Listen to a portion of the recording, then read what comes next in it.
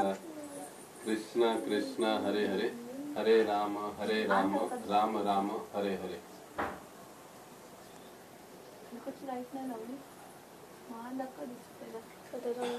एक वैष्णव गीत घेऊया।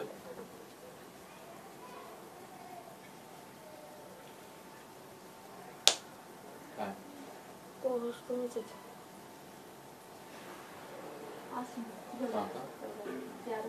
ठीक है।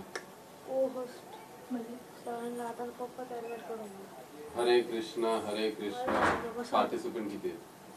हरे कृष्णा कृष्ण कृष्ण हरे हरे, हरे राम राम राम हरे हरे।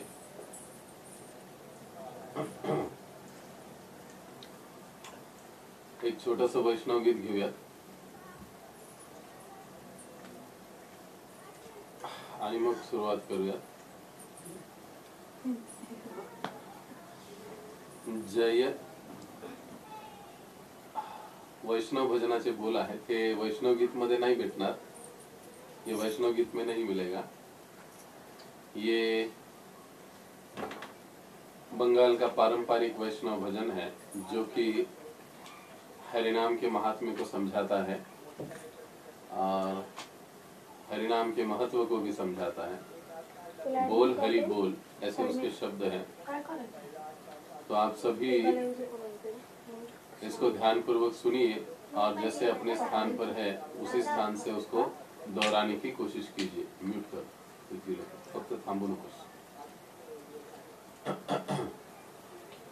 बोल हरि बोल, बोल हरि बोल, बोल हरि बोल, बोल हरि बोल, बोल हरि बोल, बोल हरि बोल, बोल हरि बोल, बोल हरि बोल, बोल हरि बोल।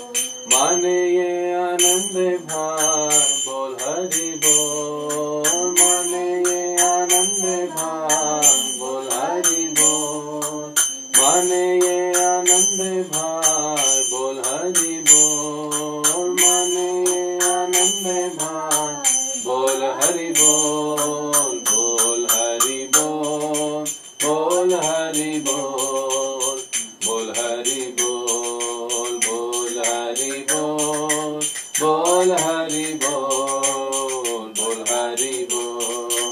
जन्म जन्म सुखे बोल हरि बोल, जन्म जन्म सुखे बोल हरि बोल, जन्म जन्म सुखे बोल हरि बोल, जन्म जन्म सुखे बोल, बोल हरि बोल, बोल हरि बोल, बोल हरि बोल, बोल हरि बोल, बोल हरि बोल, बोल हरि बोल, बोल हरि बोल।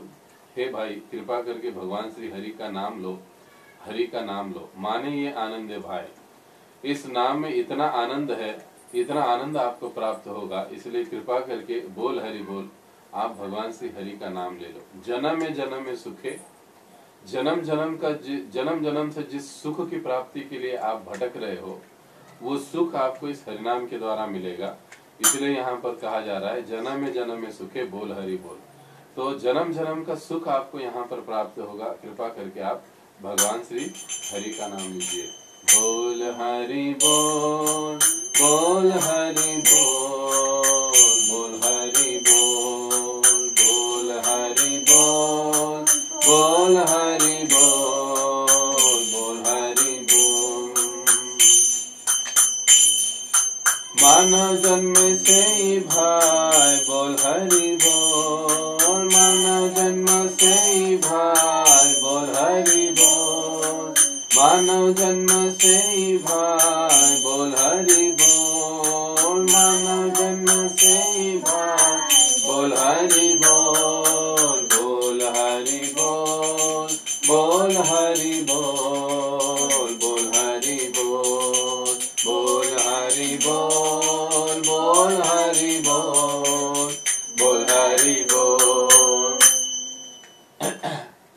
अरे भाई अभी आपको मानव जन्म मिला है, मानव जन्म से ही भाई, हे भाई अभी आपको मानव जन्म मिला है, तो ये मानव जीवन का उद्देश्य है कि हमें भगवान श्री हरि का नाम लेना चाहिए।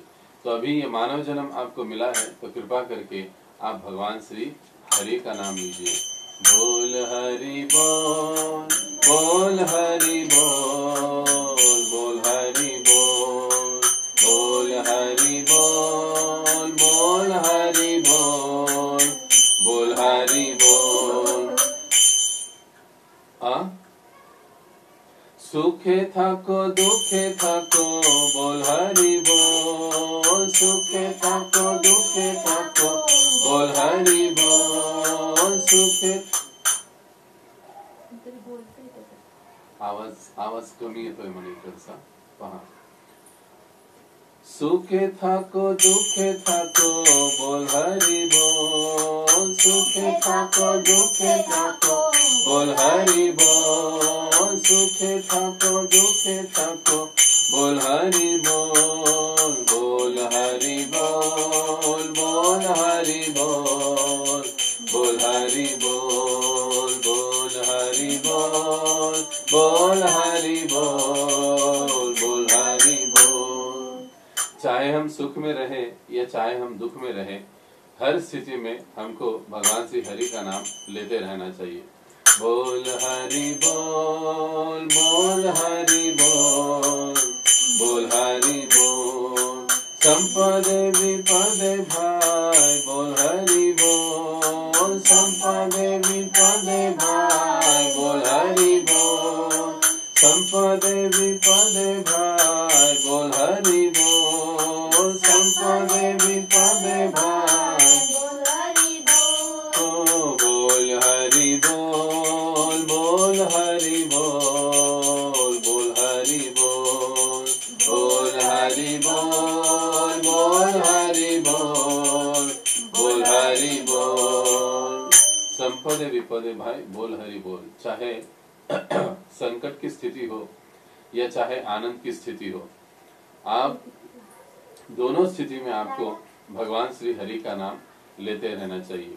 बोल हरि बोल, बोल हरि बोल, बोल हरि बोल, बोल हरि बोल, बोल हरि बोल, बोल हरि बोल। गृह थाको वने थाको बोल हरि बोल, गृह थाको वने थाको बोल हरि बोल, गृह थाको वने थाको बोल हरि बोल, गृह थाको वने थाको बोल हरि बोल। कृष्णेर संसार थाकी बोल हरि बोल, कृष्णेर संसार थाकी बोल हरि बोल, बोल हरि बोल, बोल हरि बोल, बोल हरि बोल, बोल हरि बोल, बोल हरि बोल, बोल हरि बोल। गृह थाको वने थाको, चाहे आप घर में रहो चाहे आप वन में रहो, लेकिन आप सदैव भगवान श्री हरि का नाम लेते रहना चाहिए। कृष्णेर संसार थाकी, और भगवान श्री कृष्ण का प्रपंच करिए अपने प्रपंच को छोड़कर, और इस प्रकार से आपको सदैव भगवान श्री हरि का नाम लेते रहना चाहिए। बोल हरि बोल, बोल हरि बोल, बोल हरि बोल, बोल हरि बोल, बोल हरि बोल, बोल हरि बोल। असत्संग छाड़ी भाई बोल हरि बोल, असत्संग छाड़ी भाई बोल हरि बोल, असत्संग छाड़ी भाई बोल हरि बोल, असत्संग छाड़ी भाई बोल हरि बोल, बोल हरि बोल, बोल हरि बोल, बोल हरि बोल, बोल हरि बोल, बोल हरि बोल, बोल हरि बोल। असत्संग छाड़ी भाई बोल हरि बोल। आपको सदैव भगवान श्री हरि का नाम लेना है तो आपको असत्संग छोड़ना पड़ेगा। तो हे भाई, असत्संग का त्याग करके आप सदा श्री हरि का नाम लेते रहो। बोल हरि बोल, बोल हरि बोल,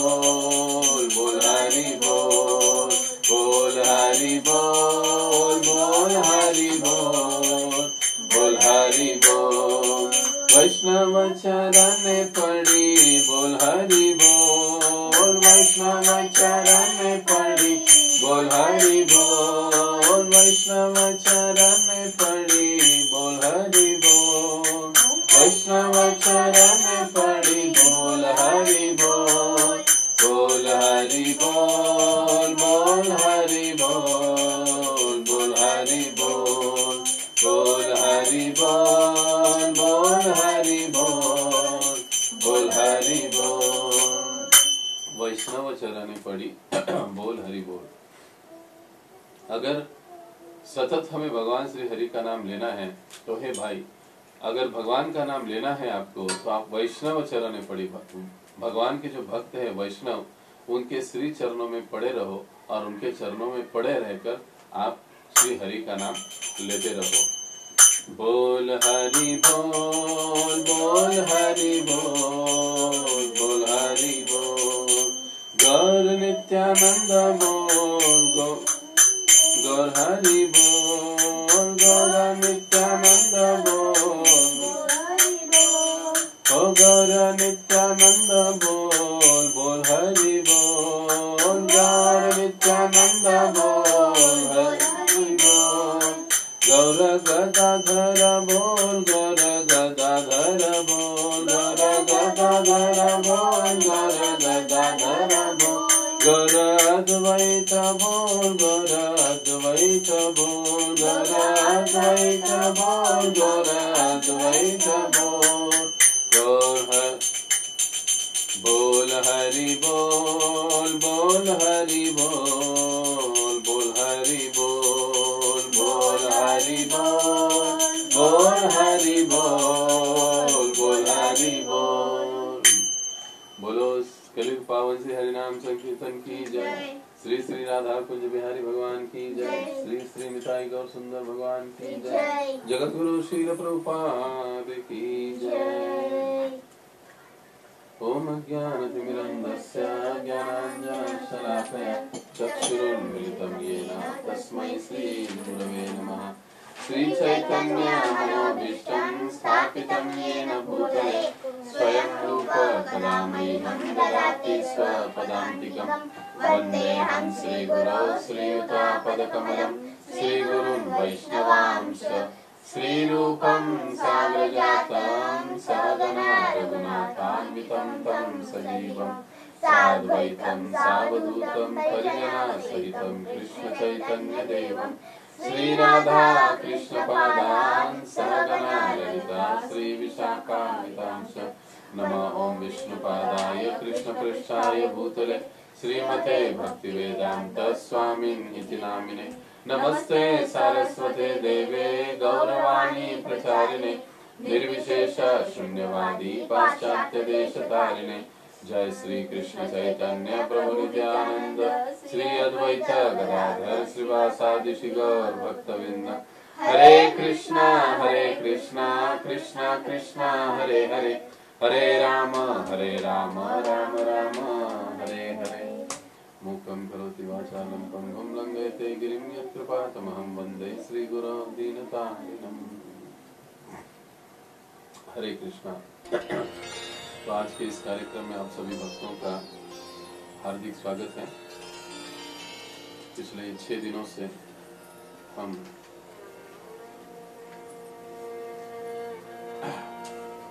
भगवान के नाम के महात्म्य के विषय या नाम के विषय में चर्चा कर रहे हैं और विशेष रूप से भगवान का नाम लेते समय होने वाले 10 नाम अपराध का हम चर्चा कर रहे हैं कि कौन से वो अपराध है जो नाम जपते समय हमसे होते हैं और उनसे हमें कैसे बचना चाहिए। यदि अपराध जाने अनजाने में हो भी जाता है तो कैसे हम उससे मुक्त हो सकते हैं, क्या उपाय कर सकते हैं। सबसे पहले तो जैसे मैं कल कह रहा था कि उपाय मिल गया, इसका मतलब तो ये नहीं है कि अभी चलो हमको लाइसेंस मिल गया, हम अपराध भी करेंगे और उपाय भी करेंगे। अपराध करेंगे थोड़ा सा, फिर उपाय करके उससे मुक्त हो जाएंगे। नहीं, ऐसे नहीं करना चाहिए। और इसी विषय को आज हम आगे बढ़ाएंगे, जो आज का 7वां नाम अपराध है। नामनो बलाद यस्य ही पाप बुद्धि न विद्यते तस्य ही आत्मशुद्धि। नामनो बलाद यस्य ही पाप बुद्धि, जिसे हम लोग कहते हैं कि नाम के बल पर पाप करना। जो साधक भक्त भगवान कृष्ण के नामों का इस प्रकार से उपयोग करते हैं, इस प्रकार से मतलब किस प्रकार से, नामनो बलाद, नाम के बल पर पाप बुद्धि, पाप करने की प्रवृत्ति होना या पाप करना। कह रहे मैं तो भगवान कृष्ण का नाम ले रहा हूँ, मैं तो नाम का साधक हूँ, थोड़ा बहुत अगर मैं पाप कर भी लूंगा तो पुनः भगवान श्री हरि का नाम लेकर वो पाप मेरे धुल जाएंगे। इस प्रकार की सोच रखना और इस सोच के अनुसार ही चलना, अपराध करना, ये एक प्रकार से गंभीर अपराध, ये सबसे भयानक अपराध। इसलिए आगे इसको कहा गया है, रूप गोस्वामी पाद कहते हैं न विद्यते, होता नहीं है। क्या होता नहीं है? तस्य ही, ऐसे व्यक्ति का, तस्य ही, उस व्यक्ति का, किस व्यक्ति का? जो इस प्रकार से नाम के बल पर पाप करने की इच्छा, विचार, बुद्धि रखता है, या जो नाम के बल पर पाप करता है। तो न विद्यते, क्या नहीं होता है? उसका आत्मशुद्धि, उसकी आत्मशुद्धि कभी भी नहीं हो सकती। सीधे सीधे उसका मतलब ये है कि ऐसे व्यक्ति का आत्मशुद्धि होना, हृदय का शुद्धिकरण होना, ये असंभव सी बात है। क्योंकि वो एक तरफ से नाम लेता है और दूसरी तरफ से पाप करता है, और पाप करके सोचता है कि अरे चलो ये पाप तो मैंने कर लिया, अब थोड़ा सा नाम जप कर लूंगा तो ये पाप छूट जाए। ऐसी सोच रखना ये 7वां नाम अपराध है। इससे हमको हमेशा बचना चाहिए। नाम के बल पर अपराध या पाप करने की प्रवृत्ति हम में नहीं होनी चाहिए। ऐसा विचार, ऐसी बुद्धि हमारी बिल्कुल नहीं होनी चाहिए। अगर हम ऐसा विचार रखते हैं, इस प्रकार से व्यवहार करते हैं, तो आध्यात्मिक जीवन में हम कभी प्रगति नहीं कर पाएंगे। ये सबसे महत्वपूर्ण बात है। कई बार शास्त्रों से हम लोग सुनते हैं कि एक बार अगर हम भगवान का नाम लेते हैं तो करोड़ों करोड़ों जन्म के पाप नष्ट हो जाते हैं। तो फिर कभी कभी मन में विचार आता है, अरे चलो अच्छा आइडिया है, एक बार भगवान का नाम ले और पाप करते रहे, फिर एक बार भगवान का नाम ले, पाप करते रहे। तो ऐसे अगर हम लोग करेंगे तो हमको पाप भी नहीं लगेगा, और जो पाप कर रहे उससे हम लोग मुक्त भी होंगे।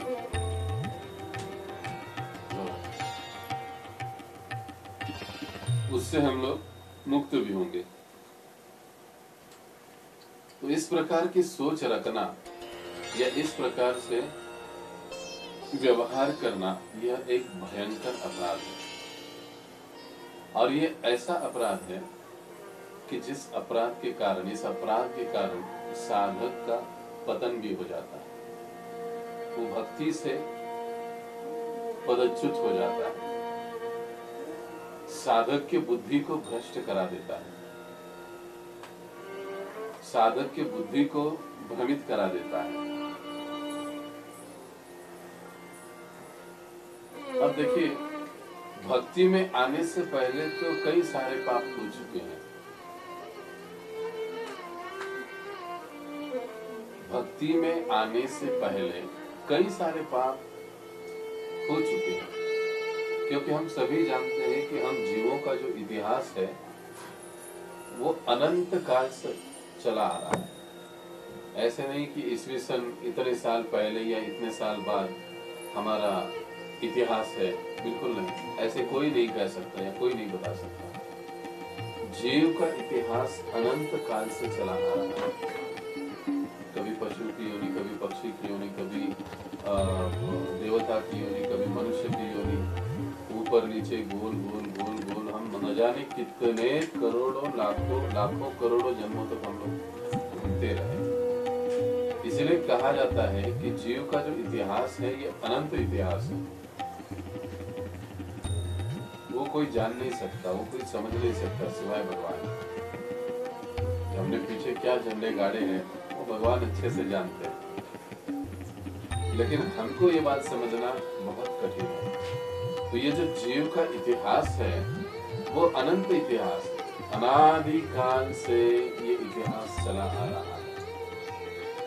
चैतन्य चरितामृत में उदाहरण दिया जाता है कि जिस प्रकार से नदी में लकड़ी का टुकड़ा यदि डाल दिया जाए तो वो बहते चलता है, बहते चलता है, बहते चलता है, काफी समय तक बहता है।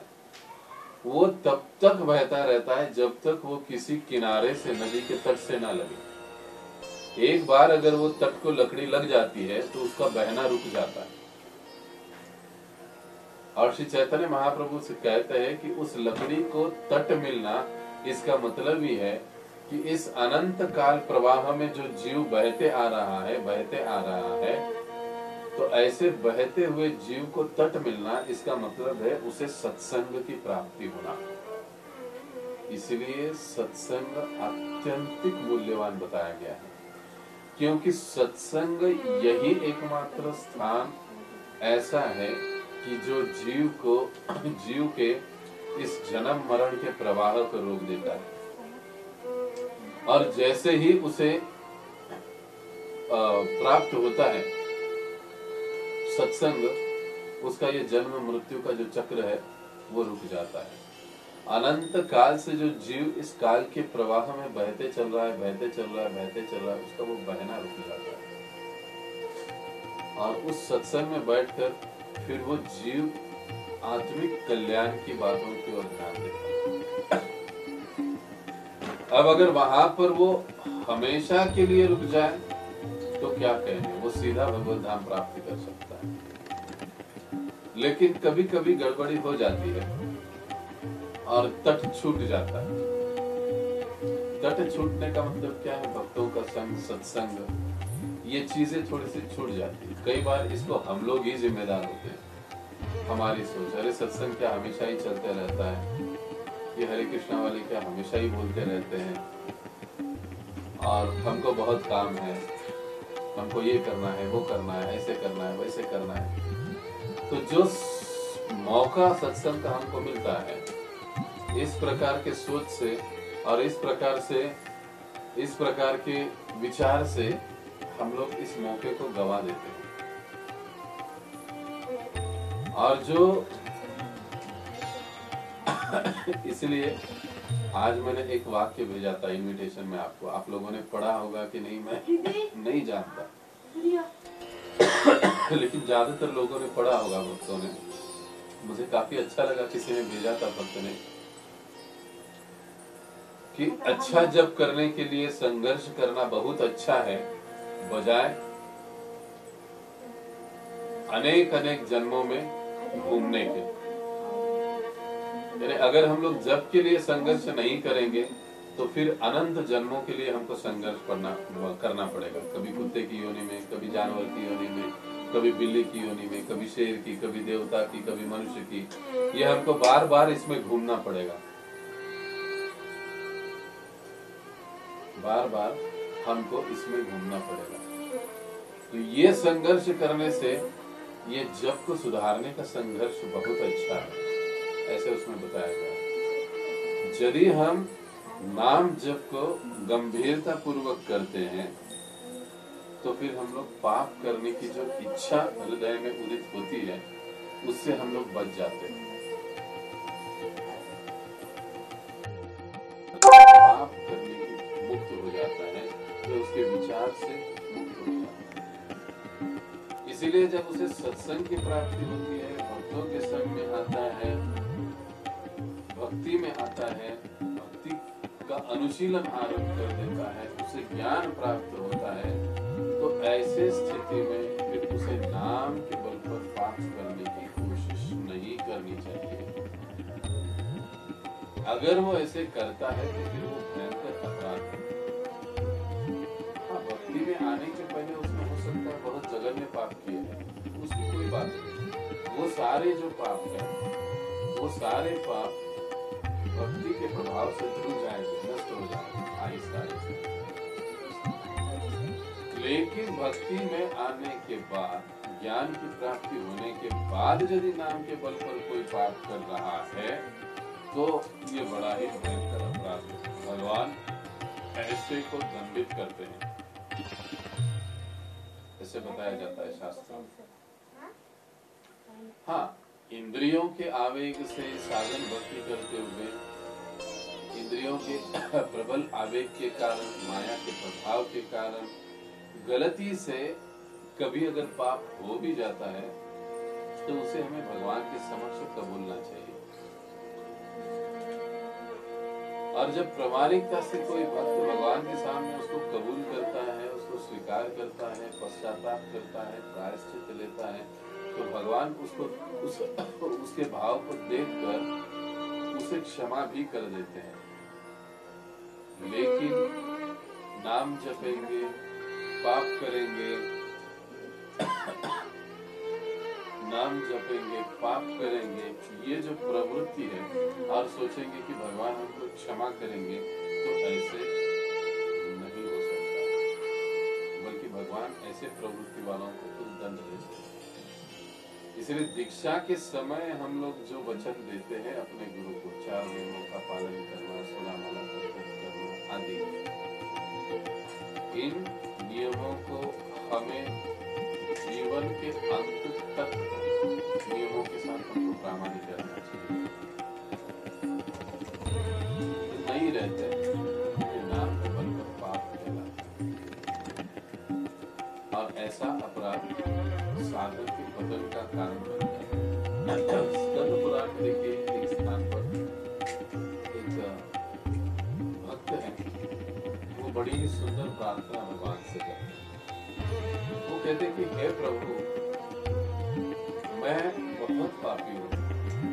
इस जगत में जितने सारे पापी लोग हैं, उन सभी पापियों में से मैं सबसे बड़ा पापी हूँ। इस दुनिया में जितने सारे अपराधी लोग हैं, उनसे सबसे बड़ा अपराधी मैं हूँ।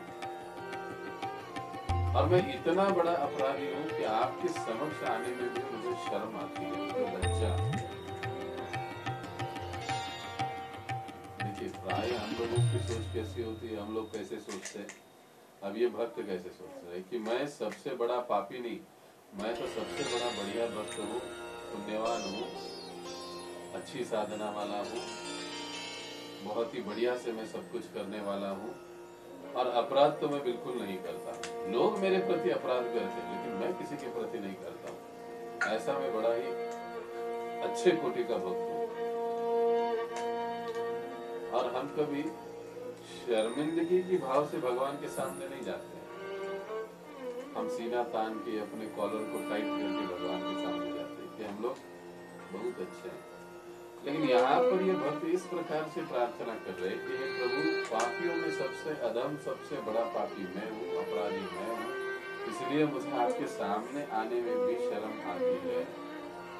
तो भक्त कहते हैं, ये भक्त की नम्रता होती है, और ये होनी ही चाहिए।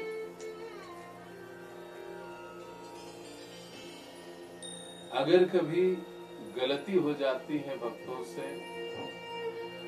तो उस गलती के बारे में व्यक्ति को भगवान के सामने, गुरु के सामने, वैष्णव के सामने बोलना चाहिए। जैसे हमने कहा, स्वीकार करना चाहिए, पश्चाताप करना चाहिए, लेकिन नाम के बल के ऊपर पाप करने की कोशिश कभी नहीं करनी चाहिए। तो ये जो नाम है, ये मैं जप रहा हूँ, तो नाम जपने से मैं जो भी अपराध कर रहा हूँ, जो भी पाप कर रहा हूँ, जो भी गलत काम कर रहा हूँ, तो बस थोड़े समय के लिए कर रहा हूँ, लेकिन मैं ज्यादा नाम लूंगा, 16 से 32 माला करूंगा, और मैं ये पाप करूंगा तो मेरा पाप भी धुल जाएगा। तो ऐसी प्रवृत्ति, ऐसा सोच, ऐसा विचार कभी भी हमारा नहीं होना चाहिए। और इस विषय को समझाने के लिए श्री उपदेशामृत में श्रील प्रभुपाद जी हमको ईसाई धर्म का उदाहरण देते हैं। पहले बड़े सुंदरता से प्रभुपाद जी समझाते हैं।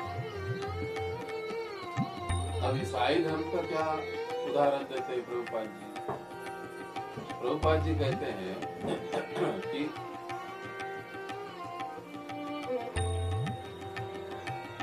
जिस प्रकार से ईसाई धर्म वाले सोमवार से लेकर तो शनिवार तक पाप करते रहते हैं।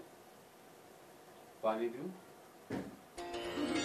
सोमवार से लेकर तो शनिवार तक पाप करते रहते हैं, अलग अलग प्रकार के। और फिर रविवार के दिन चर्च में जाते हैं, उस कटघरे में खड़े होते हैं फादर के सामने, और जितने सारे पाप किए हैं उसको कबूलते हैं, और कहते हैं कि जीसस क्राइस्ट मेरे पापों को ग्रहण करे, मेरे पापों को क्षमा करे। और उनकी ये धारणा, उनकी ये मानना होता है कि हमारे जो जीसस क्राइस्ट है वो हम पाप करते हैं, वो सारा पाप अपने कंधे पर ले लेते हैं और हमें पापों से मुक्त करते रहते हैं। यानी प्रभुपाद जी कहते हैं कि इन लोगों ने जीसस क्राइस्ट को पाप धोने की वॉशिंग मशीन बना के रखा है। ये लोग पाप करते रहेंगे और अपना पाप जीसस के ऊपर डालते रहेंगे और ऊपर से कहेंगे कि हाँ आज मुझे क्षमा हो गई, आज मुझे क्षमा मिल गई, अब मैं सोमवार से फिर से पाप करने के लिए आजाद हूँ। फिर सोमवार से लेकर तो शनिवार तक पाप करते हैं, रविवार के दिन जाकर चर्च में इस प्रकार से कबूलनामा देते हैं, फिर कहते हैं कि मुझे क्षमा मिल गई। तो श्रीमद् भागवत के उदाहरण से इस बात को समझाते हुए प्रभुपाद जी पुनः कहते हैं कि परीक्षित महाराज जो बुद्धिमान राजा थे उस समय के, वो कहते हैं कि ऐसे प्रायश्चित से क्या लाभ, कि प्रायश्चित लेने के बाद भी अगर व्यक्ति पुनः पाप कर्म में प्रयुक्त होता है तो ऐसा प्रायश्चित किसी काम का नहीं है। मान लीजिए कोई व्यक्ति चोरी करता है और उसे जेल हो जाती है, लेकिन जेल में उसे जो कुछ भी सजा मिलती है, जेल से छूटने के बाद पुनः वो चोरी करने लगता है, तो फिर ऐसी जेल की सजा मिलने से मतलब क्या है अगर वो व्यक्ति सुधरता ही नहीं है। ऐसे प्रायश्चित का और ऐसे दंड विधान का तो कोई मतलब नहीं है। तो तत्कालीन जो परीक्षित महाराज बुद्धिमान राजा थे, वो सुखदेव गोस्वामी से पूछते हैं कि हे मुनिवर, कृपा करके मुझे वास्तविक समाधान बताइए।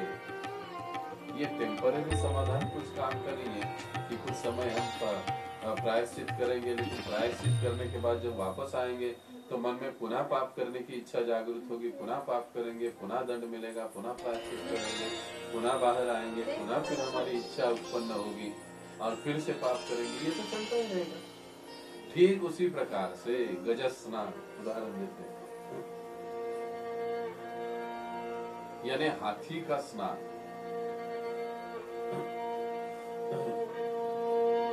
हाथी क्या करता है, नदी में जाता है, अपने सूंड से सारा पानी है अपने ऊपर ले लेता है और जैसे ही नदी से बाहर आता है स्नान करने के बाद तट पर आ जाता है, तुरंत तो नदी के तट पर जो मिट्टी है, तट है, उसके ऊपर वो लोटपोट हो जाता है, वो नीचे गिर जाता है, अपनी पीठ को नीचे खुजाता है, ये करता है, पूरा जो धूल मिट्टी है पुनः अपने शरीर के ऊपर डाल देता है। तो परीक्षित महाराज कहते हैं कि ये जो प्रायश्चित का विधि है ये हाथी के स्नान के जैसा है। कुछ समय के लिए जाते हैं अंदर और फिर से बाहर आते हैं और पुनः मिट्टी अपने शरीर पे डाल देते हैं। कुछ समय के लिए कुछ आध्यात्मिक कार्य करते हैं, स्वच्छ होने की कोशिश करते हैं, पुनः बाहर आते हैं, पुनः पाप करते हैं। तो उस पहले श्लोक के उस तात्पर्य में प्रभुपाद जी एंडिंग में एक लाइन में लिखते हैं कि कई बार कुछ हरे कृष्ण भक्त भी ऐसे सोचते हैं कि मैं हरे कृष्ण जप करूंगा और साथ ही साथ में कुछ पाप कर्म करूंगा, पाप कर्म करने के बाद मैं ज्यादा जप करूंगा, मेरा पाप हो जाएगा। तो प्रभुपाद जी हमको चेतावनी देते हैं, हमको सावधान करते हैं, आगाह करते हैं कि ऐसा करना यह गंभीर अपराध है। क्योंकि इसके अपराध में ही बताया गया है इसका फल, कामनो अपराध यस्य ही पाप बुद्धि न विद्यते तस्य ही आत्मशुद्धि। कि ऐसे व्यक्ति का साधु का कभी आत्मशुद्धि नहीं होगा। आगे चलकर पुनः प्रभुपाद जी समझाते हैं कि सुखदेव गोस्वामी जब वर्णन करते हैं 28 प्रकार के नरकों का और किस प्रकार से नरकों में यातनाएं दी जाती है, चोरी करने वाले को क्या सजा दी जाती है, किसी के घर को जलाने वाले को क्या सजा दी जाती है, मांसाहार करने वाले को क्या सजा दी जाती है, जुआ खेलने वाले को कहाँ डाल दिया जाता है, भ्रष्टाचार करने वाले को कौन से नरक में डाला जाता है, व्यभिचार करने वाले को कौन से नरक में डाला जाता है, क्या शिक्षा देती है मिलती है। 28 प्रकार के नरकों का वर्णन सुनने के बाद परीक्षित महाराज को बड़ा दुख होता है। वो कहते हैं कि हे मुनिवर, कि इतनी भयानक सजाएं या यातनाएं जीव को दी जाती है, तो जीव इन यातना से कैसे बच सकता है? क्योंकि जितने सारे ये प्रायश्चित के रास्ते आप बता रहे हो, ये तो हाथी के स्नान के जैसे हैं। जैसे कर्म कांड में भी होता है ना, अगर जैसे हमसे अगर बिल्ली मर गई तो कहते हैं काशी में जाना पड़ता है, बिल्ली के वजन की सोने या चांदी की बिल्ली बनाकर या ऐसे किसी धातु की बिल्ली बनाकर वहां पर चढ़ाना देना पड़ता है, आदि आदि ऐसे कर्म कांड है। और फिर उससे हम मुक्त हो जाते हैं। या और कुछ पाप करते हैं तो उसका प्रायश्चित ये हमको करना चाहिए। लेकिन वो प्रायश्चित करने के बाद भी हमारे हृदय से जो पाप करने की प्रवृत्ति वो चली नहीं जाती है, वो तो बनी रहती है।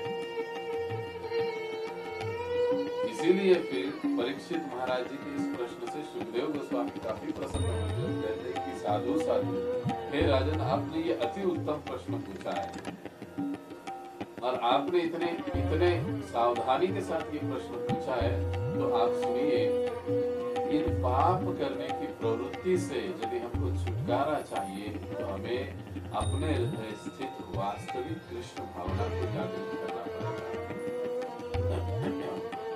कृष्ण भावना की जागृति यह इस पर वास्तविक उपाय, परमानेंट इलाज, नॉट टेम्पररी, शाश्वत उपाय। क्योंकि कृष्ण भावना के अनुशीलन से सीधे सीधे हरिनाम के जाप से, हरे कृष्ण महामंत्र के जप की साधना करने से, जप साधना करने से व्यक्ति की पाप करने की प्रवृत्ति, इच्छा, बीज ही नष्ट हो जाते हैं। ये पथ है भक्ति के पथ में। इसलिए भक्ति की विधि, कृष्ण भावना की विधि जो है बड़ी ही प्रभावशाली मानी जाती है। क्योंकि इस विधि का जो साधक गंभीरता के साथ पालन करता है, पाप करने की इच्छा ही उसके मन में जगती नहीं, भोगों की इच्छा ही उसके मन में जगती नहीं। आप देखिए, ये बड़ा ही डेयरिंग सेंटेंस है जो प्रभुपाद जी भागवत में कई स्थान पर उपयोग में लाए हैं कि गंभीर जो नाम साधक है वो भौतिक विषय वस्तुओं के प्रति आकर्षित नहीं होता। ये वाक्य या विषय वासना को भोगने की इच्छा उसके हृदय से निकल जाती है। अगर हम 2 साल, 4 साल, 10 साल, 20 साल, 15 साल, जो कुछ भी अगर हम लोग नाम जप ले रहे हैं और अभी भी विषय वासना हृदय में बनी है, तो फिर हमें अपने नाम साधना को अपने वरिष्ठों के माध्यम से चेक बैलेंस करने की आवश्यकता है कि गड़बड़ कहाँ पर हो रही है, हम कैसे अभी तक इन चीजों से मुक्त नहीं हो पा रहे। उल्टा कई बार हम लोग देखते हैं कि पहले तो भक्त लोग बहुत गंभीर होते, बाद में ढीले हो जाते, बाद में चलते, अरे थोड़ा सेटल होना है, मेरा जॉब है, मुझे ये करना है, अभी बंगला बनाना है, अभी क्या करना है, अभी गाड़ी लेनी है, अभी ये करना है, अभी वो करना है। पहले बड़े गंभीरता के साथ लगे रहते हैं, एकदम बैरागी भाव से। फिर बाद में कहते अरे नहीं ऐसा थोड़ी ना होता है, ये करना है, वो करना है, और फिर उसमें ढिलाई आने लगती है।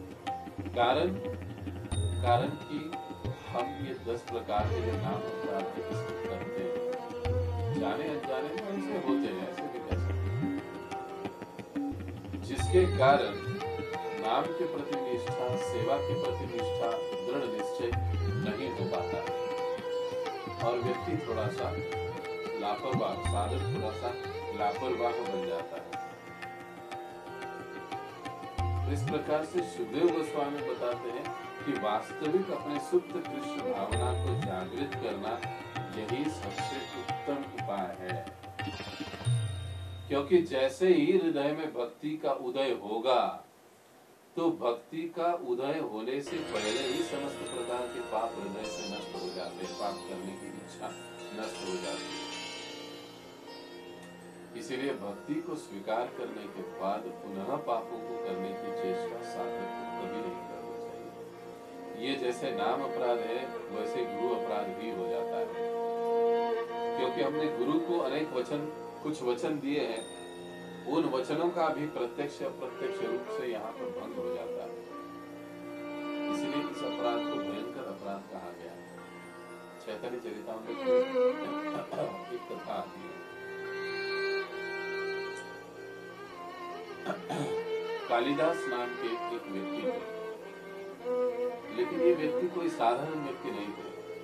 भगवान श्री हरि, भगवान श्री कृष्ण के ये महान भक्त थे, शुद्ध भक्त थे और ये निरंतर नाम जप करते रहते थे। लेकिन कभी कभी ये जुआ खेलते थे ये जो भक्त है कालिदास जी, वो जुआ खेलते थे। ये जुआ यानी जो पासे खेलते, चौसर जिसको कहते हैं, वो खेला करते थे। और कई बार जब वो जो पासे होते थे, वो जो डाइस कहते हैं, वो जो होता था, वो जब डालते थे वो नीचे, वो जोर से कहते थे हरे कृष्णा ऐसे करके डालते थे। और फिर उनको जितना चाहिए था उतना आ जाता था, नहीं आता था, वो जो कुछ भी है। लेकिन ऐसे जब भी वो डालते तो ऐसे जोर से ऐसे बोलते हरे कृष्णा, और इस प्रकार से वो जुआ खेला। तो चैतन्य महाप्रभु हमको भक्ति सिद्धांत सरस्वती ठाकुर जी हमको चेतावनी देते हैं कि हम इस चीज का अनुसरण नहीं कर सकते, इस लीला का, इस बात का हम लोग अनुकरण नहीं कर सकते, क्योंकि ये जो कालिदास है ये तो भगवान के महान भक्त है।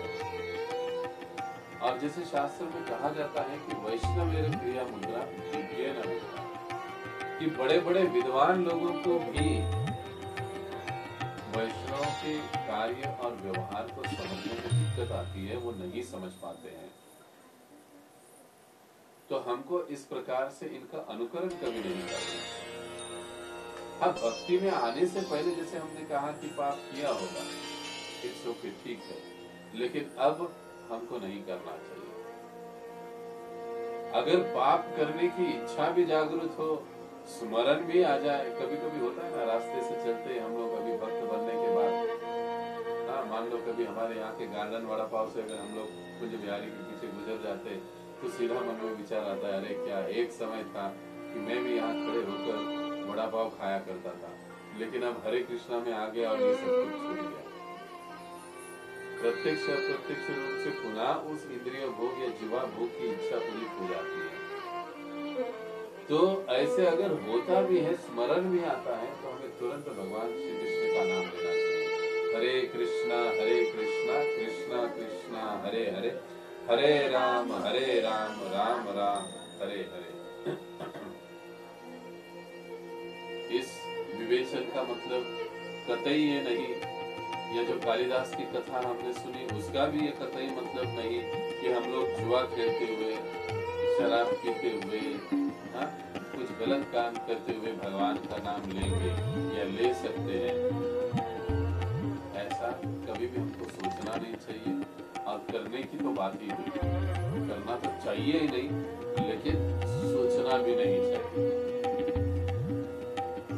अगर ऐसा कोई सोचता है, करता है, तो फिर ये अपराध घटित होता है। 7वां नाम के बल पर नाम करना। लेकिन हाँ, एक शराबी व्यक्ति भगवान का नाम ले सकता है। कोई शराब पी रहा है, शराब पीता है, लेकिन ऐसा शराबी व्यक्ति भक्तों के संग में आ गया, अब वो नाम लेना आरंभ किया, तो आज नाम लिया और आज शाम को ही शराब छोड़ दी, ऐसे तो होने वाला नहीं है। लेकिन ऐसा शराबी भी भगवान का नाम लेते हुए एक उचित समय में शराब को छोड़ दे देता है। शराब के प्रति उसकी अनासक्ति उत्पन्न हो जाती है। जुए की बात भी वैसी है। हम स्वयं ऐसे भक्त को जानते हैं। मैं कई बार इस उदाहरण को मैं दे चुका हूँ कि हमारे ग्रुप में एक भक्त थे, नाम नहीं कहेंगे।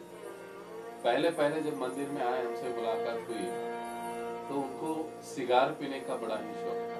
वो काफी सिगारेट पिया करते। ये कई वो बताते, प्रभु जी मैं दिन में 5 से 6 पैकेट सिगारेट के पी जाता हूँ, मुझे काफी इसकी आदत पड़ गई। वो आ गए, उन्होंने सब स्वीकार किया, गीता कोर्स किया, जप आरंभ किया, नियमों का पालन आरंभ किया, लेकिन चाय छोड़ दी। लेकिन वो कहने लगे, प्रभु जी ये जो है नहीं छोड़ पा रहा हूँ, कब नहीं होता है, मैं बहुत प्रयास करता हूँ, मुझे नहीं लगता है मुझसे हो पाएगा। तो हमने कहा भाई ये 1-2 दिन में, 1-2 महीने में, 1-2 साल में छूटने वाला बात तो है नहीं। आप इतने समय से इसको पी रहे हो, आप इस आदत के आदी हो गए हो, तो आप अब क्या करो, आप 6 पैकेट रोज पीते हो ना, तो रोज 5 पैकेट पियो। तो वो आश्चर्य के साथ मेरी ओर देखते थे, तो मुझे आप ऐसे कह रहे हैं? हमने कहा आप 6 पैकेट पीते हो ना, तो आप अभी 5 पैकेट पीते हो, लेकिन आप नाम जप करते रहो, सत्संग में आते रहो, प्रसाद पाते रहो, जो भी आप नियमों का जितना अनुभव पालन करते हो उतना करते रहो, और आप करते रहो। आहिस्ता आहिस्ता 5 पैकेट से आप 1 पैकेट और कम कर दो, 4 पैकेट कर दो, 4 से 3 कर दो, 3 से 2 कर दो, 1 से 2 से 1 कर दो, 1 से फिर 0 कर दो। ये अपने आप हो जाएगा आसानी के साथ। लगभग ये 10 साल पहले की घटना है और वाकई में उन भक्तों ने, अब ये कहने का या उनको उपदेश का बड़प्पन इसमें नहीं है, उस भक्त के नाम साधना का ये परिणाम है कि देखते देखते कुछ ही समय में 1 साल के अंदर, मतलब पहला साल तो ऐसे निकल गया, दूसरे साल के अंदर ही उन्होंने पूरा उनका वो आदत छूट गया और आज वो अतिशय उत्तम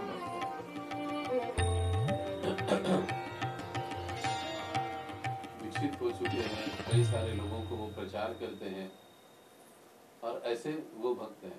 कहने का तात्पर्य ये है कि कोई शराब पी रहा है तो शराब पीते हुए नाम जप कर सकता है। इस प्रकार से जुआ खेल रहा है, जुआरी नाम जप कर सकता है, क्योंकि नाम जप के प्रभाव से वो ये बुरी चीजें छोड़ेगा।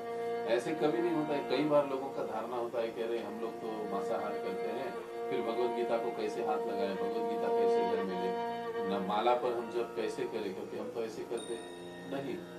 ये नहीं सोचना चाहिए। ऐसे लोगों को हमको समझाना चाहिए कि भाई अगर डॉक्टर के पास जाने से पहले ही आपकी बीमारी ठीक हो रही है तो फिर आपको डॉक्टर और दवाई की आवश्यकता क्या है। ये तो आप भी जानते हो, मांसाहार करना गलत है, अनुचित है, जुआ खेलना अनुचित है, इसके बड़े नुकसान होते हैं। आप इस बात को समझते हो लेकिन छोड़ नहीं पा रहे।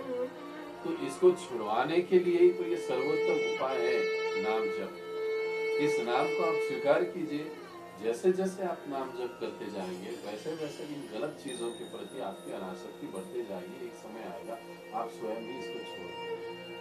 तो आपको बिल्कुल ऐसी भावना मन में नहीं रखनी चाहिए कि कैसे हम लोग नाम जप करें जबकि हम ऐसा करते हैं वैसा करते हैं, हम लोग भगवत गीता कैसे नहीं। बिल्कुल हमें पढ़ना चाहिए भगवत गीता। ऐसी स्थिति में भी हमको नाम जप करते रहना चाहिए। इसी जप के प्रभाव से ये सारी जो बुरी आदतें चीजें हैं वो छूट जाती है। तो ये जो नाम के बल पर पाप करने की जो प्रवृत्ति है इससे हमें सदैव बचना चाहिए। अब देखिए और भी थोड़ा सा गहराई में जाए तो जिस पाप की बात हम लोग कह रहे हैं, पाप करना, तो ये पाप क्या है?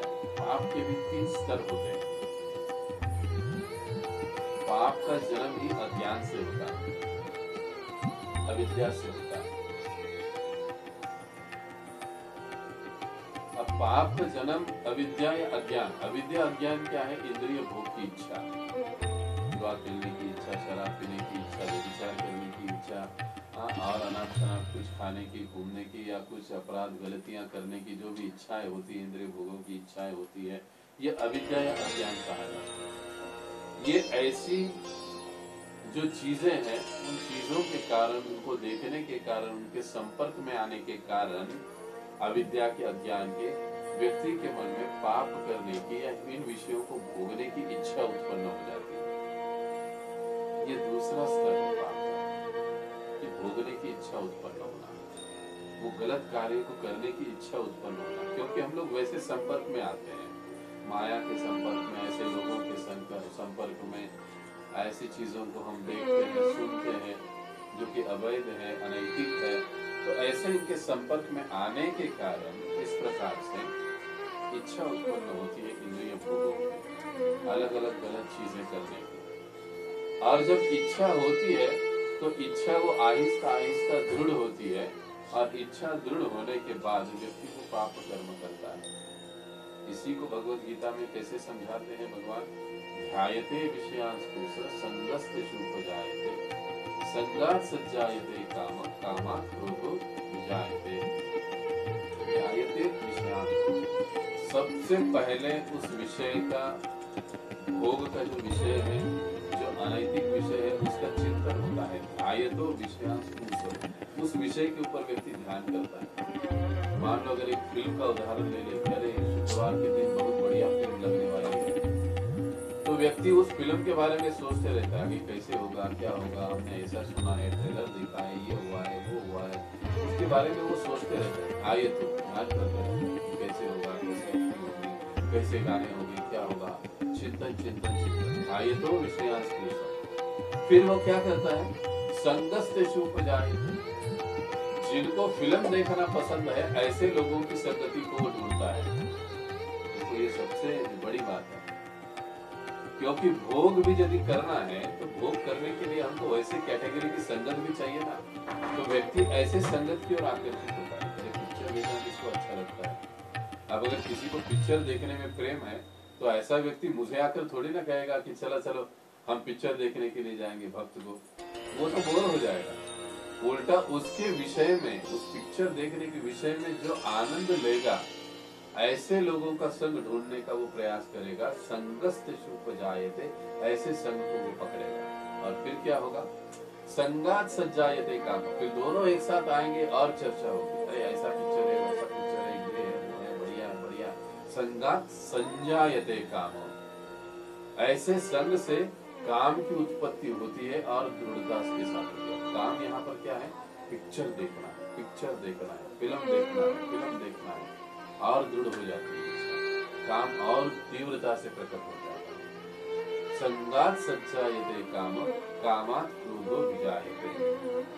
और फिर जब काम की पूर्ति भी हो जाती है तो व्यक्ति को उसके प्रति मद या क्रोध उत्पन्न हो जाता है। और अगर काम की कभी गलती से पूर्ति न भी हुई, किसी को मान लीजिए पिक्चर लगा ही नहीं, टिकट मिला ही नहीं, तो क्रोध की उत्पत्ति हो जाती है। अरे मेरे साथ ऐसा हो गया, ऐसा हो गया, वैसा हो गया, ये ऐसे है, वैसे वैसे। और मान लीजिए पिक्चर देख भी लिया इतने सारे प्रयास के बाद, उसके बाद भी वो जो क्रोध रहता है वो उसको उपदेशामृत में अविरोध प्रीति कहा जाता है, कि उसके प्रति और आसक्ति उत्पन्न हो जाती है कि अरे इतनी जल्दी क्यों खत्म हो गया, ये ऐसे नहीं होना चाहिए था, वो वैसे होना चाहिए था, डायरेक्टर का यहाँ पर गलती हो गई। कई सारे ये सारी चीजें बहुत पहले के जीवन में हो सकता है, मैंने तो अनुभव की है, आप जैसे भक्तों के बारे में मैं नहीं कह सकता, लेकिन मैंने इसको अनुभव किया। लेकिन ये इस प्रकार की सोच रखते हैं। भगवान कहते हैं कि ध्यायते विषयान् पुरुषः, विषय पर ध्यान करने से इतनी सारी चीजें होती है और फिर पाप कर्म हो जाता है संगति में।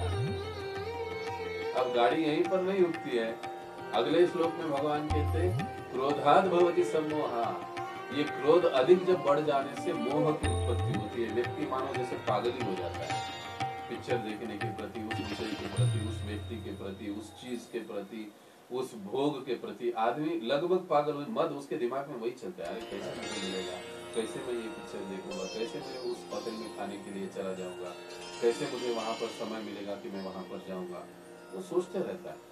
इसलिए दूसरे श्लोक में तुरंत भगवान ही बोलते क्रोधाद् भवति सम्मोहात्, सम्मोहात् स्मृति विभ्रम।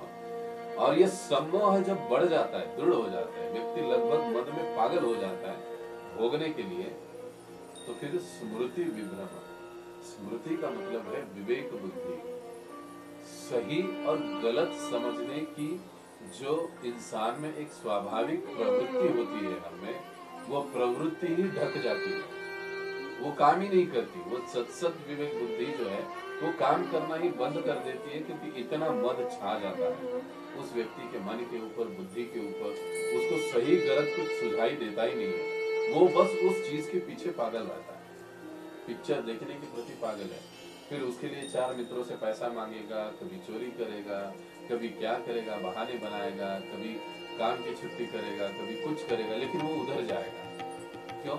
क्योंकि क्रोधाद् भवति सम्मोहः, पूरी तरह से उसका जो बुद्धि है वो सम्मोहित हो चुका है। और बुद्धि सम्मोहित होने के कारण विवेक बुद्धि काम नहीं कर रही है, सही गलत, फिर वो गलत रास्ते भी अख्तियार करने लग जाता है। उसको पालन करने में उसको बिल्कुल गलत रास्तों पर जाने के लिए या उसको करने के लिए उसको बिल्कुल कुछ भी नहीं लगता है, वो एकदम धड़ल्ले से वो करता है। आगे पुनः भगवान कहते हैं क्रोधाद् भवति सम्मोहः, सम्मोहात् स्मृति विभ्रमात्, स्मृति भंशात् बुद्धि नाशो। अब ये तो सही गलत की जो फैसला करने की जो एक क्षमता व्यक्ति में होती है, वो व्यक्ति खो देता है। अब ये विवेक बुद्धि खोने के कारण क्या होता है, जो वास्तविक मूल बुद्धि है, बुद्धि वो नष्ट हो जाती है। मूढ़ात् भवति सम्मोहः, सम्मोहः स्मृति विभ्रमः, स्मृति चले जाने से बुद्धि नष्ट हो जाती है, और बुद्धि नष्ट होने के कारण क्या होते हैं? बुद्धि नाशात् प्रणश्यति। बुद्धि नाश के बाद जैसे ही बुद्धि का नाश हो जाता है, व्यक्ति का प्रणश्यति, पतन हो जाता है, व्यक्ति नष्ट हो जाता है, व्यक्ति एकदम अधपतित हो जाता है। इतना सारा जो कांड होता है वो पहले एक कारण से होता है, ध्यायतो विषयांस्पृशः। अगर ध्यान विषयों के ऊपर हमारा जा रहा है, उसी समय उस ध्यान को हटाकर हम नाम और सेवा और भगवत कार्यों में अगर लगा दे तो हमारा विषय का चिंतन होगा नहीं, और अगर विषय का चिंतन होगा नहीं तो गाड़ी पतन तक आएगी नहीं। ये सबसे महत्वपूर्ण है। इसलिए जो नाम साधना है, नाम साधना जो भी साधक गंभीरता से करता है, उसे विषय भोगों का जो स्मरण या चिंतन है, ये प्रॉब्लम सताता नहीं है। आप अनुभव कीजिए इस बात का। इसीलिए महाराज जी हमको सुबह जपा टॉक के समय बार बार कहते हैं, आप लोगों ने कभी सोचा है महाराज जी हर बार आंकड़ा बताते हैं 786 या 780, 750, 950, और कई बार महाराज जी ये बोल चुके हैं कि ये जगह पूरी भर जानी चाहिए। क्यों? क्योंकि जितना अधिक हम नाम जप ध्यान पूर्वक और सावधानी के साथ करेंगे, उतना ही हम भोग विषयों के चिंतन से बचे रहेंगे। और जितना नाम जप में हमारा लापरवाही रहेगा ना, उतना हमारा भोगों के प्रति, विषयों के प्रति, अपने प्रापंचिक चीजों के प्रति व्यक्ति व्यस्त रहता रहेगा। फिर वो आध्यात्मिक जीवन के प्रति लापरवाह रहेगा। आध्यात्मिक जीवन को पालन करते हुए अपने भौतिक जीवन को बनाए रखना, ये कृष्ण भावना की कला है, वो हमें सीखनी है। ऐसा नहीं कि केवल नाम जप करे और बाकी की चीजें छोड़े, या केवल बाकी की चीजें करे नाम जप छोड़े, नहीं। दोनों चीजों का, जिसको मराठी में हम तो सुवर्ण मध्य, Krishna consciousness is art of life. ये actually art of living, Krishna भावना ये एक्चुअली आर्ट ऑफ लिविंग है।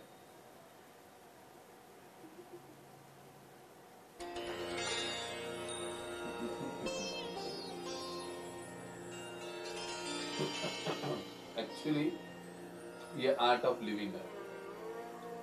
तो इसलिए जो नाम जप है, वो नाम जप बड़ा ही ध्यानपूर्वक होना चाहिए। और ये विशेष रूप से जो 7वां अपराध है, इससे हमको बचना चाहिए।